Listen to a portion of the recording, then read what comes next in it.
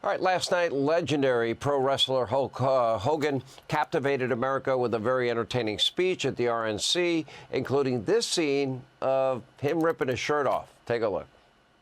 But what happened last week when they took a shot at my hero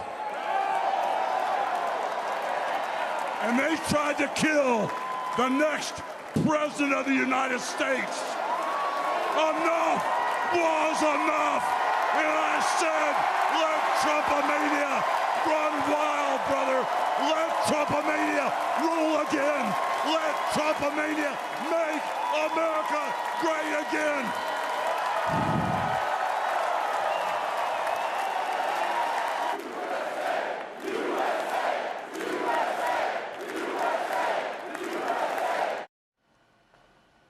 All right, here with more wrestling legend Hulk Hogan. I was in the building. It was electric, an amazing speech.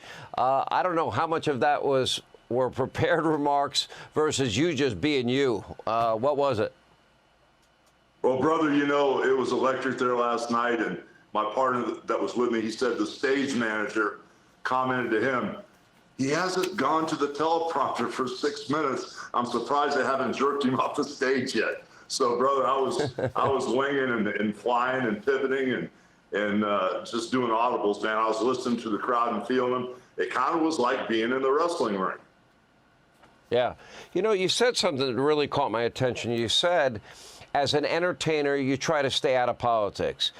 You went on to say, but after everything that's happened to our country over the past 4 years, everything that happened last weekend, I can no longer stay silent.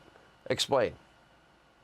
Well, brother, as an entertainer, you want to sell tickets, and you really don't want to split your audience. You know, you don't want to say, I'm a Democrat or I'm a Republican. You want all kind of people come to see you perform. I stayed silent for so long, it was killing me. I watched the border crash and burn. I watched the economy crash and burn. I watched Trump's family be compromised. I watched his business. I watched them try to put him in jail. I was silent, and I hardly could hold my tongue.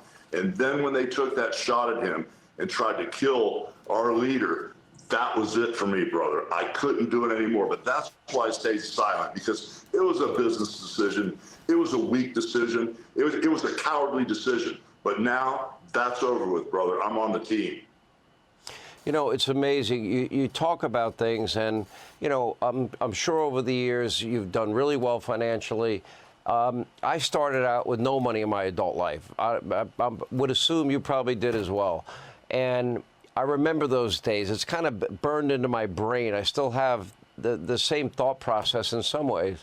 And you think of, you know, 25% of Americans foregoing meals. You think of, you know, 2/3 of the country saying they're gasping for air, trying to make ends meet. You look at 11 million unvetted illegals at our border. You look at the insanity of no bail, defund, dismantle, reimagine the police. You look at America's standing in the world. You look at the high price of energy for everybody.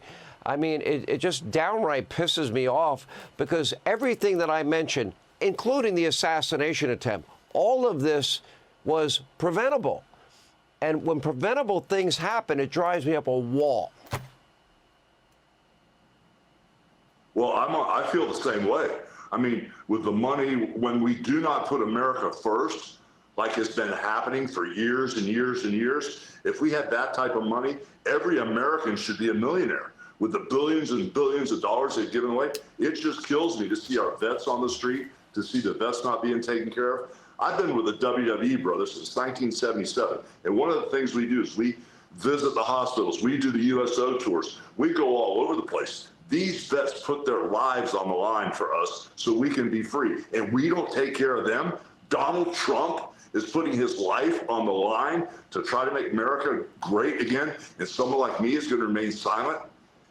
It doesn't happen, brother. It can't go this way anymore. I want all the people that were in the same position I was, the ones that were afraid to put a Trump sign in their yard, the ones who were afraid to wear a Trump shirt or a Trump hat, to not be silent anymore. We need to save this country, not for ourselves, but for our children and our children's children, for generations to come. This country needs to be saved. After, you know, he doesn't need to do this either. And I've asked him many times, why do you do it? Because we got to save our country.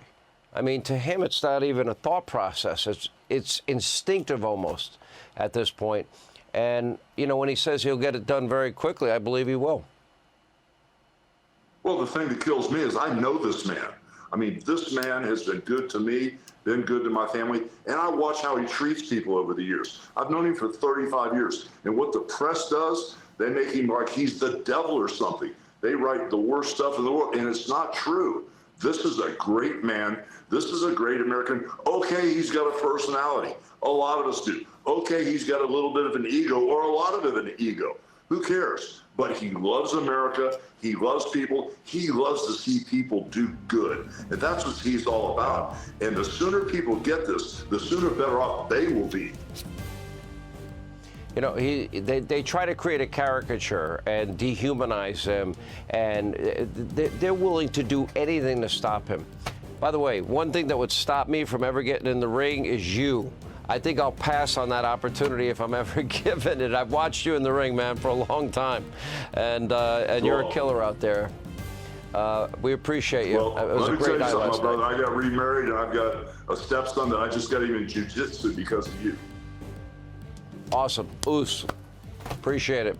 Hulk Hogan, thank you, man. Hey, Sean Hannity here. Hey, click here to subscribe to Fox News YouTube page and catch our hottest interviews and most compelling analysis. You will not get it anywhere else.